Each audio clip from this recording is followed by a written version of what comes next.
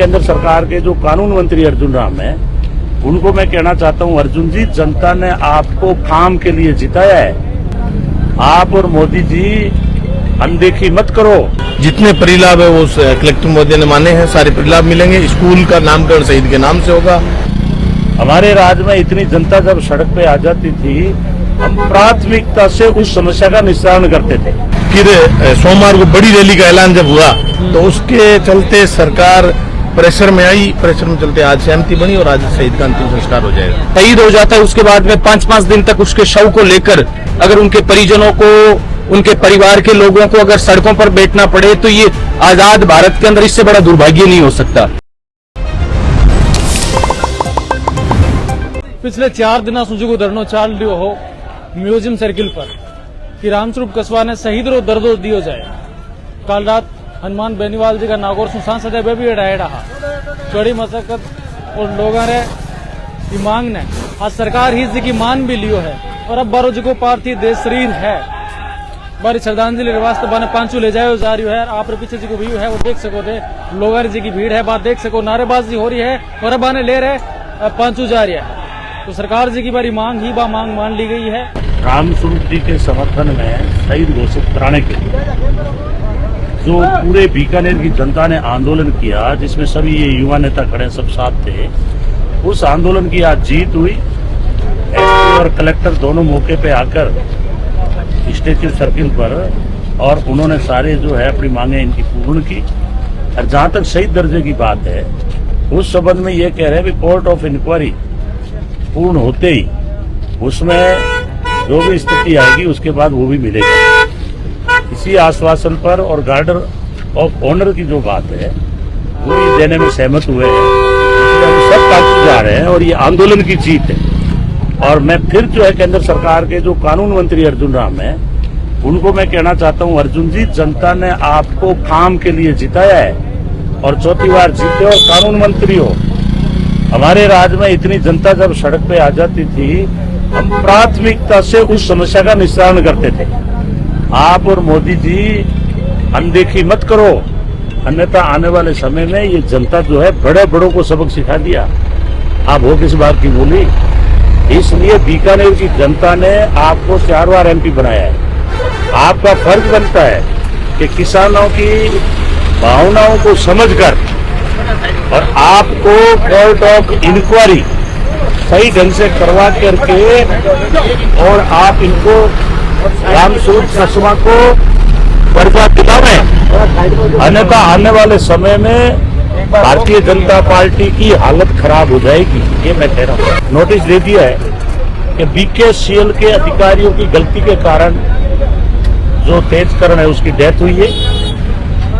चूंकि वो सुपरवाइजर था, उसको खंबे पे चढ़ने का कोई राइट ही नहीं था।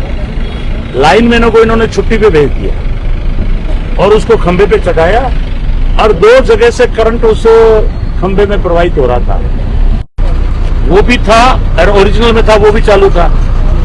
तो एक जगह से तो इन्होंने लाइट का शटडाउन कर दिया और जो वो टेम्परेरी चालू किया हुआ था वो चालू रह गया। उस कारण से आज हमारा जो तेजकरण है उसकी डेथ हुई है।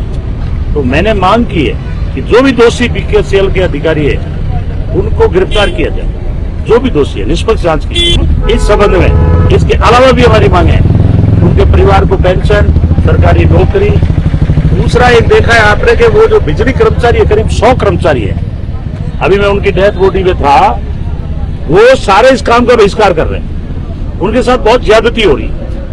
चालू लाइन में कहते हैं कि आप फाल ठीक करो और जिनकी ड्यूटी नहीं है उनको खंबे पे चढ़ा देते हैं। इन सब बातों को लेकर मैं कल खुद धरने पे बैठ रहा हूं कलेक्टर के साथ। मैंने लिखित के अंदर जिला कलेक्टर महोदय को कह दिया, हम हमारे कार्यकर्ताओं के साथ कल धरने पे बैठेंगे और गांव में जो 6 घंटे की जगह 2 घंटा बिजली मिल रही है, गांव में बिजली की हालत बहुत खराब है, फसल नष्ट हो रही है और सरकार जो है वो कुंभकर्ण की नींद सो रही है। इन सब मांगों को लेकर हम कल धरने पे बैठेंगे।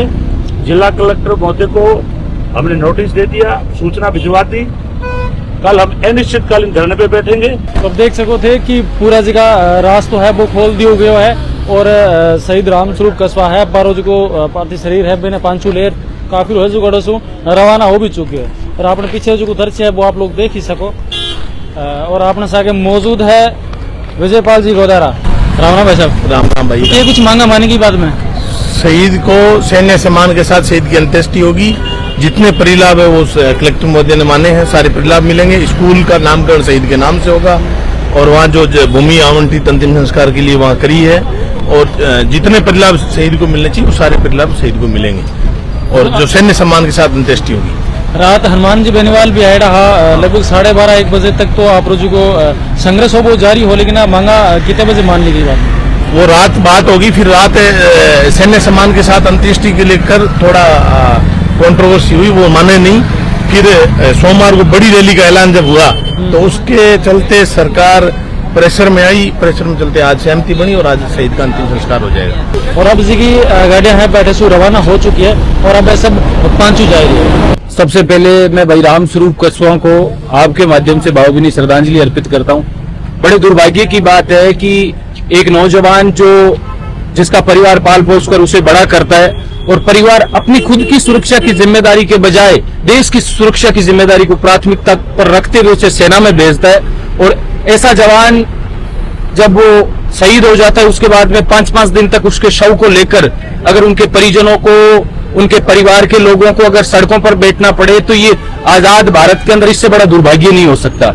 आज 5 दिन के पश्चात आज जिला प्रशासन के साथ वार्ता में सहमति बनी है तो ये बड़े दुर्भाग्य की बात है और मुझे लगता है इसको लेकर पूरे देश के अंदर जो सेना के अंदर तैयारी करने वाले नौजवान है, हर नौजवान के मन के अंदर एक आक्रोश होगा, एक दर्द होगा, क्योंकि सेना की नौकरी आदमी पैसे कमाने के लिए नहीं कर सकता।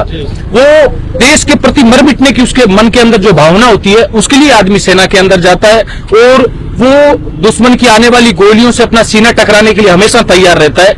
ऐसे व्यक्ति की शहादत के बाद में भी उन्हें चाहे शहीद के दर्जे की बात कर लें, चाहे जो सरकारी जो लाभ उनके परिवार को मिलते हैं उनके लिए अगर संघर्ष करना पड़े तो इससे बड़ा दुर्भाग्य नहीं हो सकता।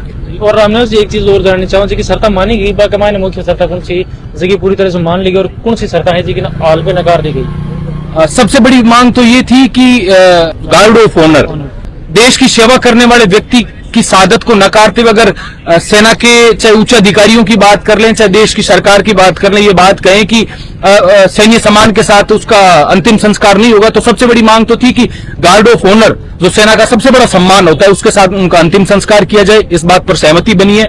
बाकी जितनी भी जो परिवार को लाभ मिलते हैं, चाहे जो सरकारी मुआवजा मिलता है, चाहे नौकरी मिलती हो, इन तमाम इन बातों पर सहमति बन चुकी थी।